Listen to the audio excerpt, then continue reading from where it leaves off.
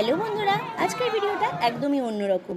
ফোনটা হঠাৎ স্ক্রোল করতে করতে সন্ধ্যেবেলায় দেখছি কালকে মানে আজকে কঙ্গনা রানাওয়াত ম্যাম জিয়াগঞ্জে আসছে। হিন্দি সিনেমায় আমার অনেক নায়িকাকে পছন্দ, তার মধ্যে একজন হলো কঙ্গনা রানাওয়াত ম্যাম, যার acting, dance, queen cinema, fashion cinema, Manikarnika cinema আমার মনকে সব থেকে আকর্ষণ করেছিল। যাকে এত কাছ থেকে দেখবো তাকে একটা কোনো উপহার দেবো না, সেটা কি কখনো হয়? রাত তখন বাজছে 12টা, 1টা, 2টো, 3টে, প্রায় 4:30 পর্যন্ত আমি এই কাজটা কমপ্লিট করেছি। রাত্রে তো আমার ঘুমিয়ে আসছিল না এক্সাইটমেন্টে।